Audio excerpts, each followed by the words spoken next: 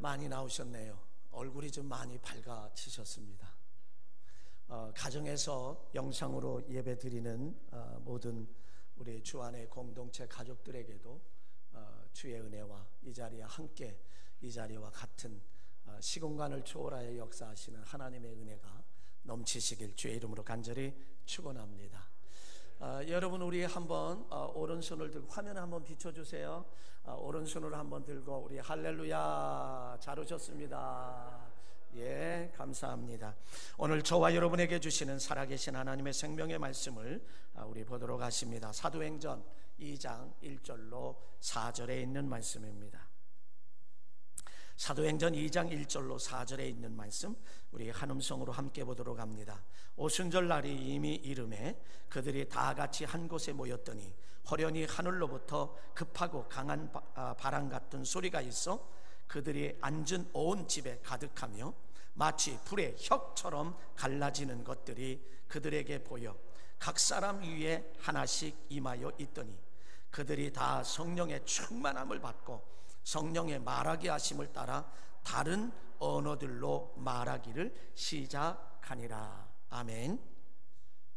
우리는 지난 주일날 죽음의 권세를 이기시고 부활하신 예수 그리스도의 부활에 대한 말씀을 함께 의심하지 말고 믿으라고 하는 말씀으로 함께 은혜를 나눌 수 있었습니다. 오늘은 이제 예수 그리스도께서 부활하신 후에 부활하시고 40일 동안 이 땅에 계시면서 그리고 마지막 500여 형제가 보는 앞에서 승천하시기 전에 하신 말씀, 예루살렘을 떠나지 말고 아버지와 약속한 것을 기다리라. 아버지께서 우리에게 주시리라 약속한 것을 기다리라고 했을 때에 그들이 마가다락방에서 모여서 120명이 전심으로 기도하다가 성령을 받고 방언을 받고 그런 다음에 그들이 한 일에 대해서 생각을 하면서 함께 은혜를 나누는 그런 시간. 그러므로 우리가 부활절을 지냈다라고 하면 우리의 모습은 어떤 모습으로 바뀌어졌어야 할까? 예루살렘을 떠나지 말라라고 하신 이 말씀은 뭘까? 예루살렘은 뭘까? 예루살렘은 성전을 의미하고 예루살렘의 성전은 뭔가요? 교회. 그 성전은 예배가 있고 기도가 있고, 예배의 자리를 떠나지 말고 기도의 자리를 떠나지 말고 찬양의 자리를 떠나지 말고 헌신의 자리를 떠나지 말고 이 그런 얘기, 예루살렘을 떠나지 말고 아버지의 약속한 것을 기다리라고 하는 그 약속을 우리는 이 한 주간 동안 기다린 다음에 그 후에 어떤 삶을 살아가야 할지를 오늘 본문에서 저와 여러분에게 알려주고 있습니다. 그래서 오늘은 부활하신 예수님을 만난 사람, 다른 말로요, 부활하신 예수님을 만난 사람들이라고 하는 그런 첫 번째 시간을 갖고 다음 주에는 부활하신 예수님을 만난 사람들의 두 번째 시간을 갖습니다. 오늘의 이 말씀은요, 그냥 제가 즉흥적으로 생각한 것이 아니라 이미 3주 전에 하나님이 말씀을 저에게 감동을 주셨고 이번 주 말씀과 다음 주 말씀까지도 하나님이 이미 감동을 주셔서 제가 이 말씀을 준비했던 것 가운데 하나입니다. 우리는 부활절을 매년 맞이합니다. 신앙생활을 30년 하셨나요? 아니면 40년 하셨나요? 그러면 부활주일을 매주 부활주일은 매년마다 지나가는 거예요. 이것을 아무 감동도 없이 정말 부활하신 예수 그리스도를 만난 그런 사실이 없이 그저 지나가는 하나의 행사처럼 우리가 이렇게 생각한다라고 하면 부활절은 나와 아무런 상관이 없습니다. 이 성경의 66권이 로고스의 말씀입니다. 다 알려줬어요. 교회 다니지 않는 사람도 성경을 사서 읽을 수도 있습니다. 그러나 그것은 로고스의 말씀이에요. 누구나에게는 열려져 있는 말씀이지만 그러나 이 말씀은 로고스의 말씀으로서는 아무 의미가 없어요.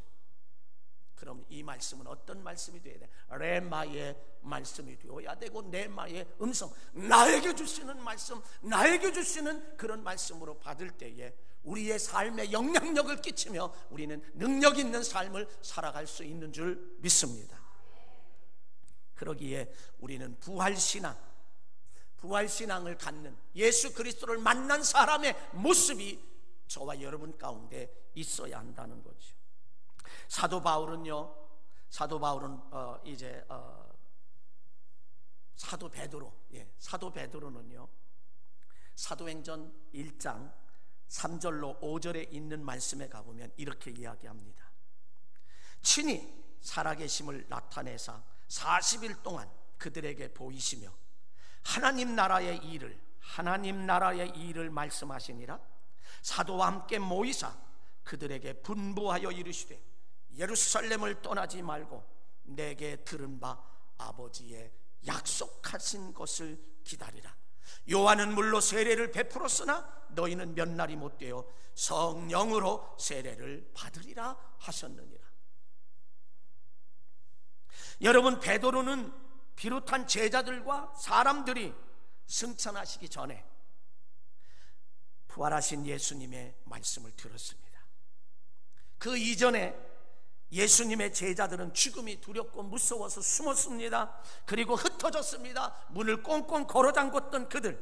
그러나 부활하신 예수님이 40일 동안 이 땅에 계시면서 제자들을 비롯한 많은 사람들을 만나 주셨습니다. 실패의 현장에도 부활하신 예수님은 찾아와 주셔서 그들을 만나셨고, 그리고 그들에게 말씀하신데 그 말씀하실 때 그 말씀에 순종할 때마다 하나님은 놀라운 은혜로 역사하셨다라고 하는 사실을 우리는 기억하지 않을 수가 없습니다. 예루살렘을 떠나지 말라라고, 아버지의 약속하신 것을 기다리라고 하는 그런 말씀.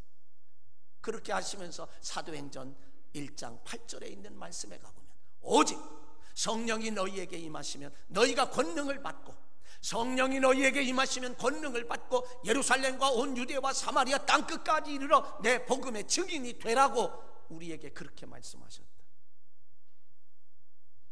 이 말씀을 예수님께서 승천하시기 전에 제자들을 통해서 하신 말씀이라 그런 얘기죠.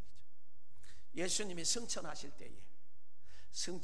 때에 500여 형제가 보는 가운데 승천하실 때에 두 사람이, 그 쳐다보고 있는 사람들에게 두 사람이, 그 사람이 바로 천사라고 이야기하죠. 뭐라고 이야기하느냐면 이 예수는 하늘로 가심을 본 그대로 오시리라, 그렇게 말씀했어요. 500여 형제가 지금 예수님의 승천하시는 모습을 봅니다. 그리고 그 승천하시는 모습을 바라보던 그 사람들에게 천사는 그렇게 이야기하는 거예요. 뭐라고요? 이 예수는 하늘로 가심을 본 그대로 오시리라. 제가 여러분들에게 말씀드리는 것은 성경을 전체, 이 66권 전체를 5단어로 이야기하면 성경 전체예요. 첫째는 메시아가 탄생될 거라, 구원자가 탄생되고 구주가 탄생될 거라고 하는 예언과 더불어서 그 예언은 예수 그리스도가 탄생함으로 이루어졌습니다. 두 번째는 저와 여러분을 위해서 십자가에 대속하시고 대신 죄값을 치러주시고 죄의 싹은 사망이라고 하는 것 때문에 치러주시고 대신 죽으셨다. 성취가 됐지요. 예언됐는데 성취가 됐죠. 그 다음에 죽은 지 3일 만에 부활하실 것이다 라고 하는 말씀이 성경에 있는데 그 예언이 성취되었습니다. 그 다음에 그리고 승천하실 것이라 예언되어 있는데 성취됐어요. 마지막 하나, 너희의 가신 모습 그 본대로 다시 오시리라 한 마지막 재림이 남았단 말이에요. 성경의 이 전체는 지금 뭐를 위해서 우리에게 필요한가? 재림하시는 예수님에 대해서 우리는 필요한가?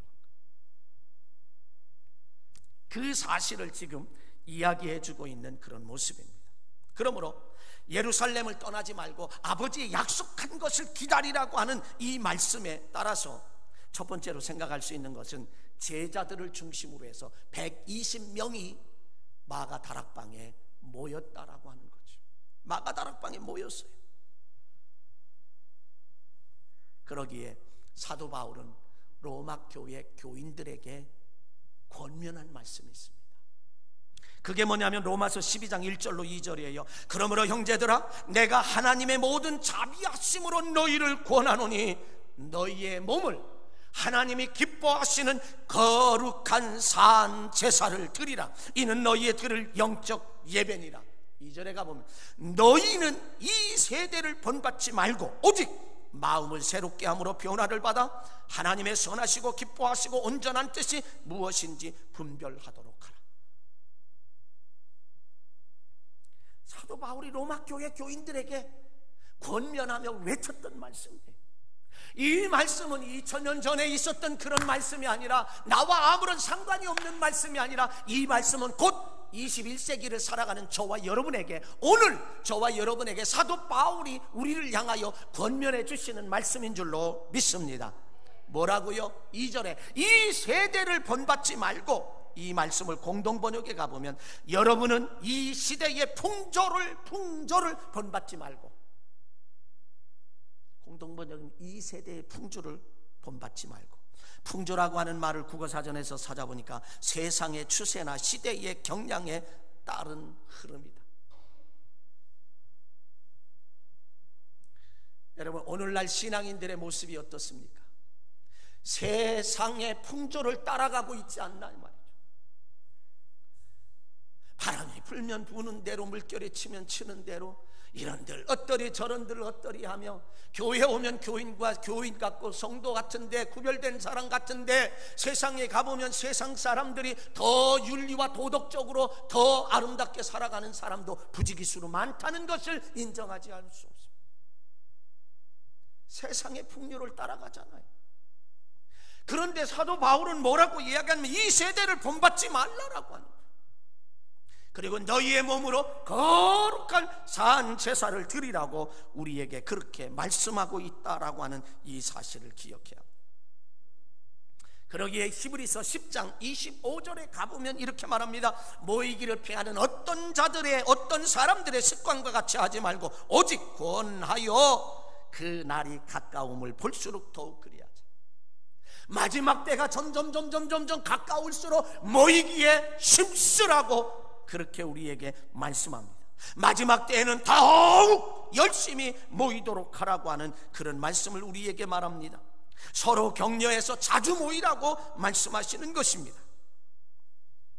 우리 그리스도인이나 신앙생활을 하지 않는 사람들이 한결같이 하는 얘기가 말세야, 말세야, 말세야, 말세야. 참 세계는 참 희한해요. 조금 전에 제가 본 뉴스 가운데 하나가, 영국이라는 나라, 너무 경제적으로 어려운데 영세 세입자들에게 주인이 성관계를 요구하는, 이 20 조사해 보니까 24만 명이라고.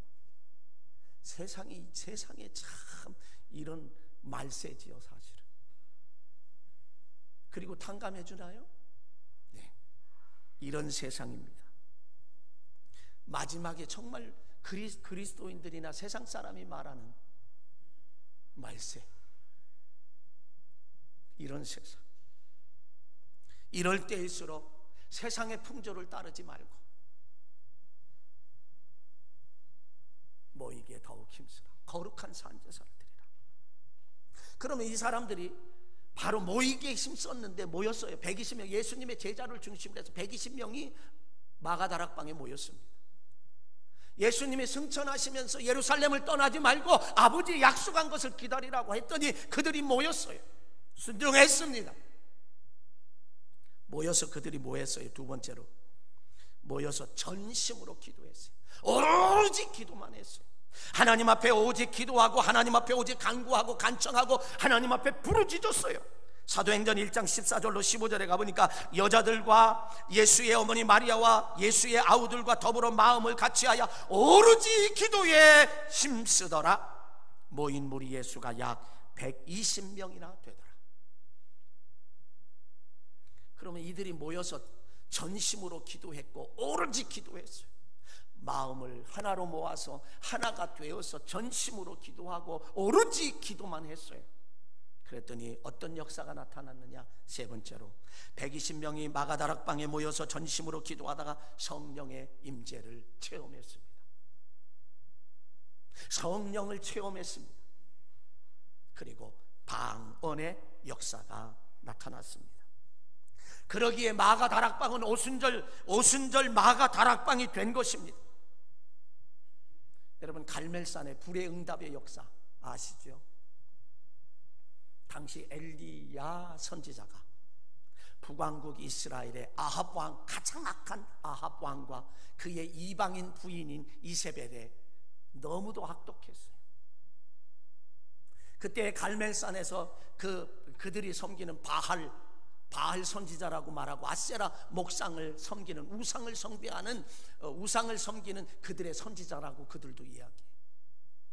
400명과 450명 850대 1로 엘리야 선지자는 기도의 대결, 목숨을 건 기도의 대결을 합니다. 하늘에서 기도해서 불이 내려와 이 재물을 불태우는 신이 진짜 신이고 하나님이다. 목숨을 그렇게 응답하지 않으면 너희들 목숨 내놔야 한다. 그리고 엘리야 선지자, 너희들이 먼저 해라. 숫자가 많으니 먼저 해라. 그들이 말이여 부르짖고, 여러분 850명 부르짖고 난리가 쳤습니다. 야, 너의 신은 지금 잠깐 외출했는지 몰라? 지금 잠자고 있는지 몰라? 더 크게 소리 질러. 그들이 소리를 지르고 외출했다 돌아올는지도 몰라. 그렇게 각종 이야기를 하지만 그들의 최고의 헌신이 뭐냐? 칼을 가지고 자기의 몸을 긋는 거예요. 그리고 그 피를 뚝뚝뚝뚝 흘려. 그럼에도 불구하고 전혀 응답이 없습니다. 그들이 저녁 때쯤 돼서 지쳐서 끝났어요. 엘리야 선지자는 어떻게 하나요? 엘리야 선지자는 거기에 물을 그냥 더 두세 통 드는 물을 그냥 계속 3번씩이나 붓고, 도랑에 물이 그득하고 재물에 나무에 물이 젖어 있는 그때, 여호와여 불러 응답하소서. 단 한마디 기도에 하늘에서 불이 내려와 거기 핥은 듯이 물까지 다 뽀송뽀송하게 불로 태워지는 역사를. 그래서 그들을 기손 시냇가에서 다 죽였을 때, 850명을 죽일 때 그 시냇가가 핏빛으로 변했다라고 하는 이 말씀을 우리는 볼 때, 하나님은 살아계신 하나님인 줄로 믿습니다. 말 못하는 우상이 아니라 하나님은 인격적인 하나님이요, 저와 여러분에게 이제 AI 로봇으로 만든 그런 하나님이 아니라 자유의지를 가진, 내가 선택할 수 있는 자유의지를 의지자로 만든 인격적인 하나님. 그 하나님은 지금도 저와 여러분을 인격적으로 만나 주시는 줄 믿습니다. 이게 바로 성령의 역사예요. 이스라엘 백성들에게 그렇게 역사하신 하나님, 오늘 이 시대에도, 21세기 최첨단 과학의 시대에도 하나님은 그렇게 우리를 인격적으로 만나 주시는 줄 믿습니다. 그래서 제자들이 그 예수님의 승천하시기 전에 말씀하신, 예루살렘 떠나지 말고 아버지의 약속하신 것을 기다려라. 너희는 이제, 요한은 물로 세례를 베풀었으나 너희는 몇 날이 못되어 성령을 받을 것이다. 그 말씀대로 순종했더니 성령에 충만했어요. 성령이 충만하고 방언을 하게 되는 그런 모습을 봅니다. 그 결과가 어떻게 됐는가? 저는 그것이 핵심입니다. 네 번째로 생각합니다. 여러 제자들도 있지만, 그리고 많은 사람들도 120명 가운데는 있지만, 그 가운데 베드로라고 하는 사람을 생각해 봅니다. 네 번째는 성령 충만함을 받은 베드로는 담대하게 말씀을 증거합니다. 예수 그리스도께서 부활하셨다라고 하는 사실을 증거합니다. 그는 어떤 사람이었지요? 베드로는요, 예수님의 12 제자 가운데 수제자였습니다. 이름값도 못하는 사람입니다. 여러분, 정말 저와 여러분들은 이제 그리스도인으로서 이름값 할 수 있는 저와 여러분 되시길 주의 이름으로 간절히 축원합니다. 이름값을 해야지요. 가정에서 가장이면 가장의 이름값을 해야 하고, 교회에서 목사는 목사로서 이름값을 해야 하고, 장로는 장로의 이름값을 해야 하고, 권사는 권사의 이름값을 하고, 각 부 회장들은 속장님들은 이름값을 해야 한다 말이죠. 이름만 가지고 있으면 안 된다는 거예요. 수제자 베드로를 보세요. 이름값을 못했던 제자였습니다.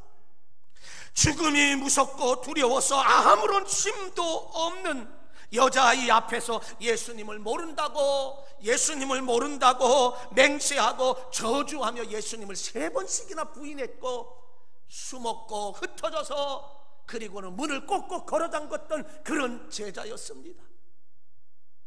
그러나 오순절 마가다락방에 성령의 체험을 한 후에 변화되었습니다. 바뀌어졌습니다. 죽음이 두렵지 않습니다. 무섭지 않습니다. 예수 그리스도는 부활하셨노라고 설교하기 시작합니다. 말씀을 증거하기 시작을 합니다. 그러면서 이스라엘 백성들에게 하는 말이 내 말에 귀를 기울여라. 이스라엘 사람들아 이 말을 들으라고 외치는 변화되었어요. 매년 돌아오는 부활절이라고 생각한다라고 하면 그렇게 아무런 의미 없는 우리는 부활절을 보낼 거예요. 그러나 베드로처럼 예수님의 당시의 초대교회 당시의 제자들처럼 그때 당시의 성도들처럼 죽음을 두려워하지 않고 부활하신 예수님을 만난 후에는 그들은 죽음이 두렵지 않았습니다. 그리고 강하고 담대하게 십자가에 못 박혀 죽은 예수님을 하나님이 다시 살리셨다고 부활했다고 설교를 하고 있습니다. 사도행전 2장 14절에 베드로는 열 사도와 함께 서서 소리를 높여 이르되 유대인과 예루살렘에 사는 모든 사람아 이 일을 너희에게 알게 할 것이니 내 말에 귀를 기울이라. 22절에 이스라엘 사람들아 이 말을 들으라. 너희도 아는 바와 같이 하나님께서 나사렛 예수를 큰 권능과 기사와 표적을 너희 가운데 베푸사 너희 앞에 그를 증언하셨느니라. 그러므로 부활하신 예수님을 만난 그리스도인들은, 부활의 산 소망을 가진 성도들은 닫혀있는 다락방에 머무를 것이 아니라, 닫혀있는 방 안에 머무를 것이 아니라 지옥을 향하여 가는 사람들을 향해 나아가서 강하고 담대하게 예수님은 부활하셨습니다. 예수님은 나의 메시아입니다. 예수님은 나의 구속자입니다. 그분을 믿어야 합니다. 그분을 의지해야 합니다. 지금도 살아계십니다 라고 복음을 외쳐야 한다는 거죠. 겁나고 두려운 그 상황이 아니라는 거죠. 우리에게 부활절을 지난 저와 여러분에게 이렇게 외쳐야 할 사명이 저와 여러분에게 있고 외쳐야 할 소명이 저와 여러분에게 있다라고 하는 사실입니다. 믿으시나요? 아멘이신가요? 그러면 무엇을 외쳐야 할까요? 왜 외쳐야 하는가? 성경대로 예수님께서 우리의 죄를 위하여 십자가에 죽으시고 대속하시고 장사 지낸 바 되었다가 성경대로 사흘 만에 다시 살아나셨다라고 하는 이 사실을 외쳐야 된다. 그분이 나의 생명의 주관자이고 그분이 내 인생의 주인이시고 그분을 믿어야만 살 수 있고 그분을 믿어야만 천국에 갈 수 있노라고, 하나님의 나라에 들어갈 수 있노라고, 다시 말하면 복음을 전파하며 전도해야 한다는 이 사실을, 잃은 양을 찾아야 한다는 거죠. 그러기에 사도행전 16장 31절에 가보면 주 예수를 믿으라 그리하면 너와 내 집이 구원을 얻으리라, 받으리라. 마태복음 3장 2절에 가보면 회개하라 천국이 가까웠느니라. 여러분, 요즘에 회개하라 천국이 가까웠느니라, 우리는 이런 사명이 저와 여러분에게 외쳐야 할 사명이 있다는 거예요. 에스겔서 3장 17절 이하에 있는 말씀에 가보면 하나님께서 하나님께서 이제 에스겔 선지자에게 임하셨어요. 그리고 저 지옥을 향하여 달려가는, 악한 길을 향하여 달려가는 자에게 너 그리 가면은 죽어, 너 그리 가면 죽는단 말이야, 이렇게 전했다라고 하면, 그래서 그 사람을 전했는데 그 사람이 악한 길을 멈추지 않고 죽었다라고 하면 그 핏값을 내게서 찾지 않겠다는 거예요. 내게서 묻지 않겠다는 거예요. 그러나 내가 악한 길을 향하여 달려가는 그에게 그리 가면 죽습니다, 예수 그리스도를 믿어야 됩니다 라고 외치지 않았다라고 하면 그 사람은 죄악 중에 죽을 것이나 그 핏값을 나에게서 찾겠다는 거예요. 에스겔서 3장 분명히 저와 여러분에게 그렇게 말씀합니다. 하나님은 나 혼자만 예수 그리스도를 믿는 것으로 나는 신앙생활 다 됐다? 아닙니다. 저는 지난 부활주일 전사님이 강단에 광고할 때 쓰시라고 조그마한 아주 예쁘장한 여러분들의 떡과 부활란이 그 안에 들어있었죠. 그리고 바구니, 조그마한 바구니에다 부활란을 그저 7개인가 8개인가 담아놨어요.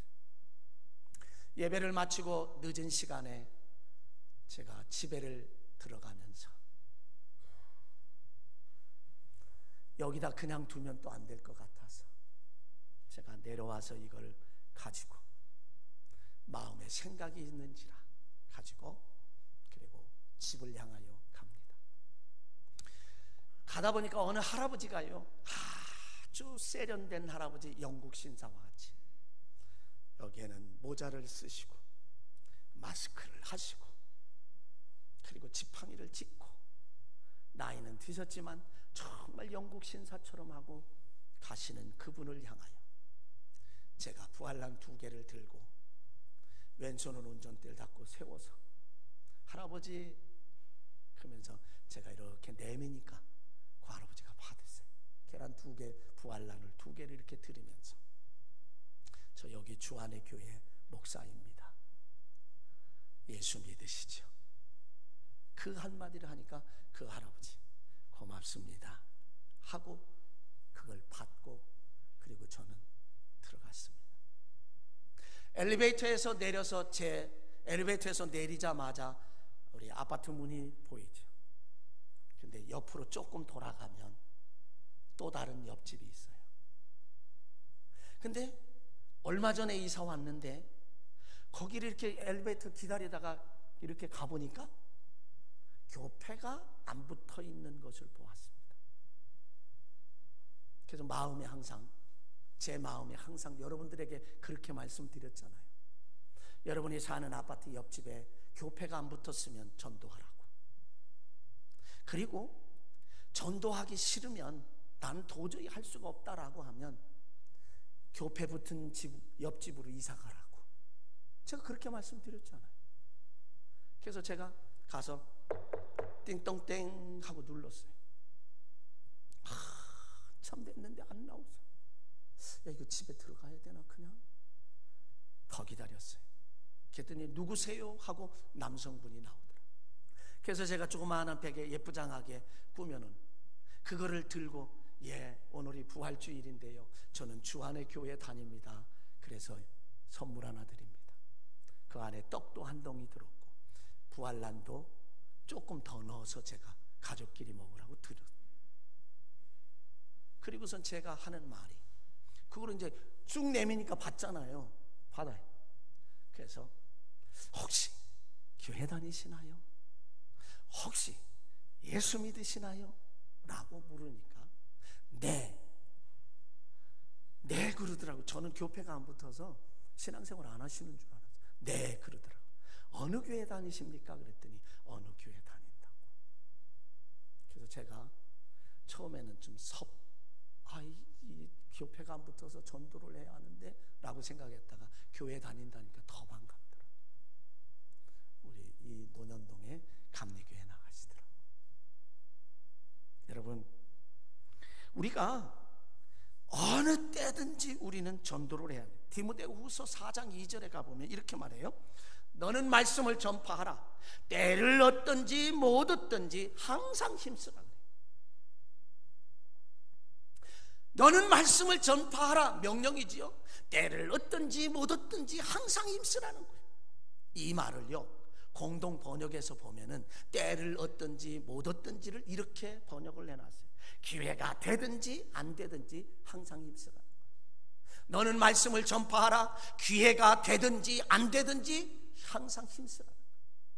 여러분, 이 기회가 되든지 안 되든지, 이게 때를 얻든지 못 얻든지 여러분에게 늘 말씀드리는데, 이걸 원어적인 의미에서 보면 유카이로스와 아카이로스, 때 기회가 되든지 안 되든지, 시간이 되든지 안 되든지, 기분이 나쁘든지 기분이 좋든지, 하고 싶든지 하고 싶지 않든지 항상 힘쓰라고 하는 말이, 이게 복음을 전하라고 하는 그런 말씀이에요. 우리 부활절을 지난 우리들은 베드로처럼 강하고 담대하게 예수 그리스도를 증거하는 자가 되어야 할 줄로 믿습니다. 부활을 증거해야 됩니다. 전도해야 합니다. 복음 전파를 해야 하고 잃은 양을 찾아야 합니다. 그러면 여러분 지금 속으로 목사님 정신이 있어요? 목사님 정신 나갔어요? 아니에요. 저 정신이 있습니다. 아니 그런데 이 와중에 무슨 전도를 하라고? 사회적 거리를 두고 있는데 교회도 그냥 문 앞에서 다 낯선 사람들이 오면 다 체크하고 그 막고 있는 이 판에 무슨 전도를 하느냐고. 생각이 좀 있냐고. 아마 속으로 그렇게 생각하실지도 몰라요. 아닙니다. 그럼에도 불구하고 우리 부활절을 지난 우리들은 베드로와 같이 복음을 전해야 할 줄로 믿습니다. 전도하지 않는 교회는 더 이상의 교회가 아닙니다. 전도하지 않는 성도는 더 이상의 성도가 아니고, 전도하지 않는 그리스도인은 더 이상 그리스도인이 아니라 말입니다. 지난 부활주의를 지나면서 저는 정말 목회를 잘하시는 목사님은 어떻게 부활절 설교를 어떻게 하셨을까? 그리고 제가 그 홈페이지에 들어가서 설교를 좀 들으려고 들어갔습니다. 근데 설교를 시작하기 전에 저는 설교의 그 모습을 보면서 설교에 대해서는 관심이 없었습니다. 뭐냐면요, 예배를 시작하기 전에 쭉 뭐 이렇게 광고식으로 이야기하는데 한 부부가 앞에 딱 나왔는데요, 마스크 쓰고 그리고 나왔는데 그분이 바로 새신자라는 거예요. 오늘 등록한 새신자라는 거예요. 거기에 대해서 전 충격을 받고 깜짝 놀랐어요. 야, 지금 이 시대에도 전도를 해? 그래서 전도를 해서 그 새신자를 소개해? 우리의 사고를 뛰어넘는 그런 교회. 이래서 그 교회가 성장하는구나. 깜짝 놀랐어요. 어떤 면에서 보면 저는 충격받았습니다. 그 뒤로는요, 그것 외에 다른 설교에 대한 관심이 없었어요. 물론 듣기는 했지만 거기에 관심. 이거구나. 그러면 그 사람 부부는 어떻게 전도됐을까요? 거리에 나가서 지금 전도할 수 있나요? 없잖아요. 우리는 불가능하다고 생각합니다. 사회적 거리두기 때문에 불가능하다고 생각을 합니다. 그러나 그들은 관계 전도예요. 평소에 알고 관계했으며, 관계해서 우리 교회에서 한데 마스크 쓰고 이렇게 가면 교회에서는 이렇게까지 하니까 안전하다라고 하면서 관계 전도. 마음만 먹으면 할 수 있다는 거죠. 마음만 먹으면 할 수 있다는 거죠. 그러므로 전도를 쉬면 안 된다는 거죠. 정말 부활절을 형식적으로 지나지 않았다라고 하면 그 기준을 어디에서 우리는 찾아볼 수 있을까? 그것은 전도했느냐 안 했느냐에서 찾아볼. 부활절을 정말 나의 부활절로 지냈다라고 하면, 부활절이 정말 나에게 이 부활절이 나의 부활절로 지냈다라고 하면 그 기준은 전도했느냐 안 했느냐. 전도는요, 우리는 반드시 해야 합니다. 로마서 10장 13절로 15절에 가보면 누구든지 주의 이름을 부르는 자는 구원을 받으리라. 그런즉 그들이 믿지 아니하는 이를 어찌 부르리요? 듣지 못한 이를 어찌 믿으리요? 전파하는 자가 없이 어찌 들으리요? 보내심을 받지 아니하였으면 어찌 전파하리요? 기록된 바 아름답도다 좋은 소식을 전하는 자들의 발이여함과 같으니라. 전파하는 자가 없는데 어떻게 듣겠냐 이거예요. 전도는 하나님이 가장 기뻐하십니다. 전도는 하나님이 가장 기뻐하시는데, 전도는 교회를 세우신 목적이고 교회의 존재 이유고 예수님을 보내신 이유이며 예수님이 이 땅에 오신 목적이고 우리를 위해 십자가에 못 박혀 죽으신 이유이고 우리를 구원하신 이유이기 때문에 그래요. 다시 말하면 전도는 교회의 본질을 잃어버리면 아무것도 아니에요. 교회가 본질을 잃으면 더 이상의 교회가 아니다 말이죠. 베드로의 설교는요, 베드로의 그 예수 그리스도의 부활의 증거는요, 너무도 강력했어요. 직설적이었어요. 당시 오순절 마가다락방에 있던 제자들과 사람들은 성령의 뜨거운 체험을 하고 방언을 했습니다. 그때의 사람들이 다 놀랬어요. 저 사람들이 갈릴리 사람이 아니냐? 사도행전 2장 7절에 저 사람들이 갈릴리 사람이 아니냐? 8절에 가보면 우리 각 사람이 난 곳에 방언으로 듣게 되는 것이 어찌 됨이냐? 당시에 갈릴리 사람이 아니냐라고 하는 말은 그들을 무시하는 말이에요. 배움도 없는 사람이라고 생각하는 거예요. 그런데 그 자리에 거기에 베드로가 설교할 때에 모였던 무리들 가운데 각 나라 사람들이 다 모였는데 베드로가 설교를 할 때에 그들은 다 자기 나라 말로 들렸다는 거예요. 이게 바로 성령의 역사예요. 그래서 사도행전 2장 9절로 11절에 가보면 이렇게 말합니다. 우리는 바데인이요 메데인이요 엘람인이요 또 메소포타미아 유대와 갑바도기아 본도 아시아 부르기아와 밤빌리아 애국과 구레네에 가까운 리비아 여러 지방에 사는 사람들과 로마에서부터 나그네 고 유대인과 유대교에 들어온 사람들과 그레데인과 아라비인들과 우리가 다 우리의 각 언어로 우리나라 말로 하나님의 큰 일을 말함을 듣는도다. 지금 다 세보진 않았지만 얼마나 많은 나라 사람들이, 언어가 다른 사람들이 참여했는데 그들이요, 베드로가 설교할 때에, 아니 오순절 마가 다락방에서 방언을 받고 또 성령에 충만했을 때에 자기 나라 말로 다 들었다. 그래서 사도행전 2장 13절에 가보면 또 어떤 이들은 조롱하여 이르되 그들이 새 술에 취하였다 하더라. 그리고 조롱했어요. 야, 저 사람들 지금 새 술에 취했구나, 술 취한 자다. 그랬을 때 베드로는 뭐라고 한지 압니까? 지금 제3시야, 우리나라 시간하고 6시간 차이 나니까 제3시야, 그러니까 오전 9시야. 너희들이 말한 대로 술 취한 게 아니야. 너희들이 말한 것처럼 취한 것이 아니라 구약의 예언자 요엘의 예언이 이루어진 거야. 그러면서 말하는 거예요. 요엘의 예언이 뭔지 아세요? 사도행전 2장 16절로 21절에 이는 곧 선지자 요엘을 통하여 말씀하신 거리라. 일러스되 하나님이 말씀하시기를 말세에 내 영을 모든 육체에 부어주리니 너희의 자녀들은 예언할 것이요 너희의 젊은이들은 환상을 보고 너희의 늙은이들은 꿈을 꿀 것이라. 그때에 내가 내 영을 내 남중과 여중에게 부어주리니 그들이 예언할 것이요 또 내가 위로 하늘에서는 기사를 아래로서는 땅에 징조를 베풀리니 그 피와 불과 연결로다. 주의 크고 영화로운 날이 이르기 전에 해가 변하여 어두워지고 달이 변하여 피가 되리니 누구든지 주의 이름을 부르는 자는 구원을 받으리라 하였느니라. 술 취한 게 아니라는 거예요. 다시 말하면 하나님의 영이 임했다, 성령이 임했기 때문에 이렇게 한다라고 말해요. 베드로의 설교는 유대인들과 예루살렘에 사는 사람들이 그 설교를 들으면서 어찌할꼬 그렇게 외쳐요. 그래서 사도행전 2장 22절로 36절에 가보면 그들이 마음이 찔려서 어찌할꼬 탄식하게 되는 그런 모습을 보게 됩니다.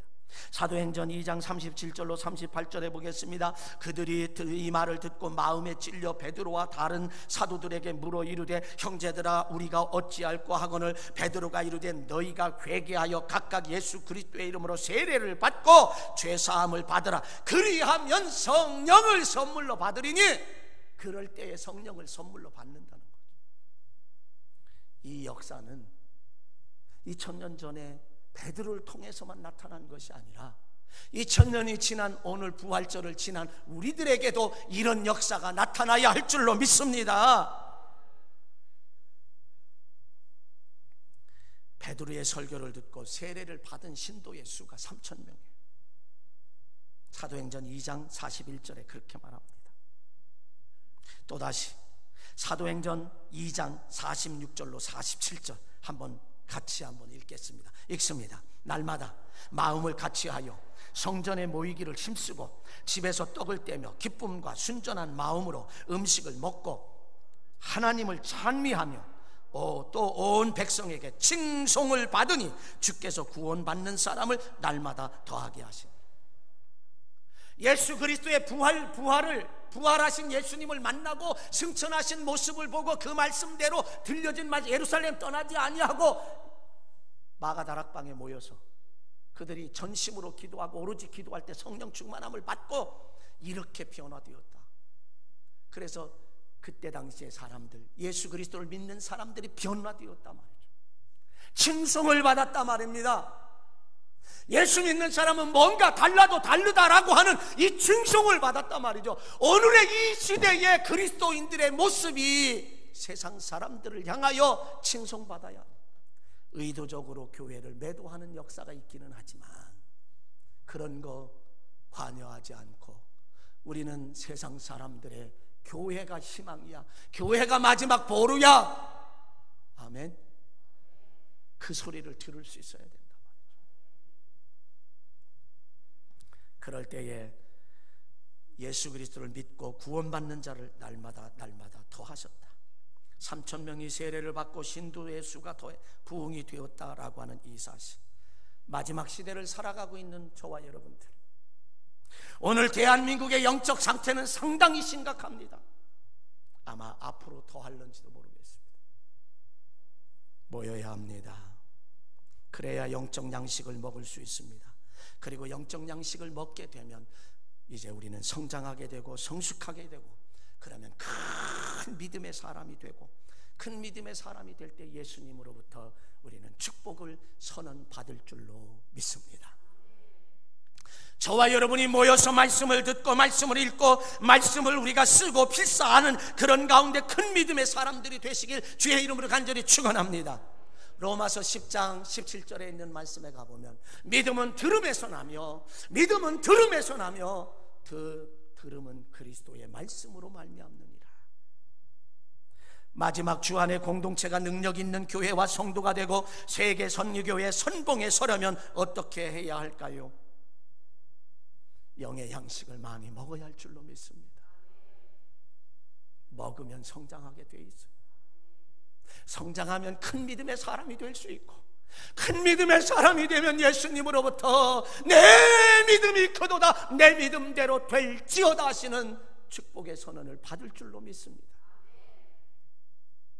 그러면 내 입을 크게 열라 내가 채우리라고 하는 말씀처럼 우리는 꿈의 사람이 될 수 있고 비전의 사람이 될 수 있고, 자영업자가 기업으로 바뀌며 기업이 그룹으로 바뀌어지는, 그래서 세계 선교의 중추적인 역할을 하는 그런 우리 주안의 공동체가 되어야 한다. 그런 꿈을 가져야 한단 말이죠. 그런 비전을 가져야 하고, 여러분들 내 나이에 아닙니다. 나이 상관없습니다. 나이는 숫자에 불과합니다. 그런 비전을 다음 세대에게도 저와 여러분이 보여줘야 할 것 아니겠습니까? 가정 얘기해서 오해하지 마시고, 저희 어머님이 지금 기운을 많이 차리셨습니다. 이제는 거실에 나오셔서 식사도 하시고, 그리고 앉아서 TV도 좀 보시고, 그리고 들어가시고 많이 회복돼 기운을 차리셨어요. 그 이유가 뭔지 아세요? 잘 드시니까, 먹으니까 기운을 차리는 거예요. 또 하나 합시다. 작년에 미국에서 목회하는 우리 큰아들이, 가족이, 큰아들 목사들 말고 가족이 몽땅, 손주가 셋이잖아요. 제가 들어왔잖아요. 근데 요즘에 이제 영상으로 이렇게 가끔 영상 통화를 하는데, 이 손주들이 얼마나 부쩍부쩍 컸어요.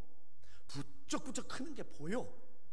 그래서 우리 집사람하고 함께 하고, 아니 애들이 부쩍부쩍 큰다라고 얘기하니까 우리 집사람이 웃으면서 작년에 있었던 이야기를 해주더라고요.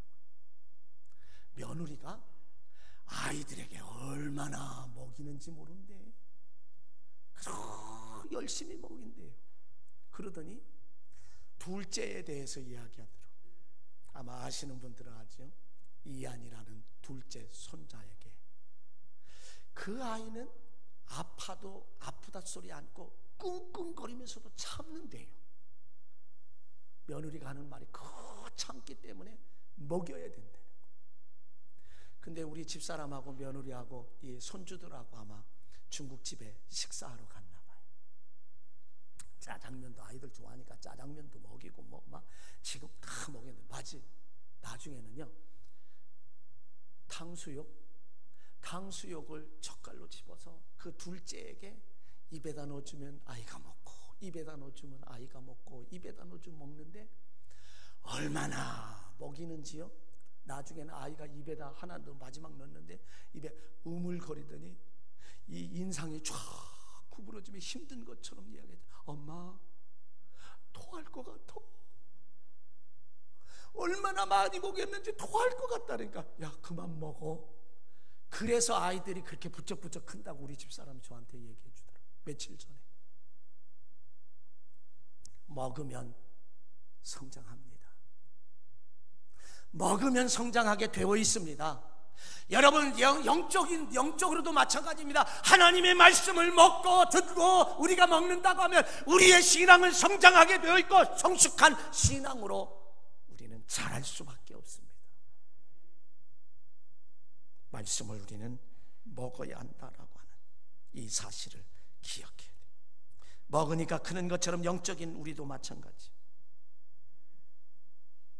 영적인 양식을 정말 토할 것 같은 그런 상황까지 우리가 먹는다라고 하면 성숙한 그리스도인이 되고 큰 믿음의 사람이 되고 그 말씀대로 순종하며 행하니 하나님은 기뻐하시고 우리에게 축복을 선언한다 말입니다. 마태복음 8장 13절에 예수께서 백부장에게 이르시되 가라, 내 믿은 대로 될지어다 하시니 그 즉시로 하인이 나으니라. 마태복음 15장 28절에 가보면 가나안 여인에게 말합니다. 이에 예수께서 대답하여 이르시되 여자여, 내 믿음이 크도다, 내 소원대로 되리라 하시니 그때로부터 그의 딸이 나으니라. 아멘. 사랑하는 성도 여러분, 히브리서 4장 16절에 있는 말씀에 가보면 긍휼하심을 받고 때를 따라 돕는 은혜를 얻기 위하여 은혜의 보좌 앞에 담대히 나아갈 것이니라. 긍휼하심을 받고 때를 따라 돕는 은혜를 얻기 위해서는 은혜의 보좌 앞에 담대히 나가라는 거지요. 은혜의 보좌 앞에 담대히 나와 모이기에 힘쓸 때에 이런 은혜가 있으며 돕는 은혜, 때로는 긍휼하심을 받는 역사. 성경을 여러분, 예수님 시대에 마태, 마가, 누가, 요한복음을 한번 보세요. 예수님 앞에 나아갔던 사람들은 다 치료받고 고침받고 해결되는 역사가 나타난 거예요. 긍휼하심을 받고 때를 따라 돕는 은혜를 얻기 위하여 은혜의 보좌 앞에 담대히 나아갈 것이니라. 누가 뭐라 할지라도 은혜의 보좌 앞에 나가는 저와 여러분, 이왕 예수 그리스도를 믿고 산다고 하면 멋지게 능력 있게 축복받으며 신나고 행복한 삶을 살아가는 주 안의 공동체가 되시길 주의 이름으로 간절히 축원합니다. 축원합니다. 축원합니다. 사랑하신 아버지 하나님, 은혜를 감사합니다.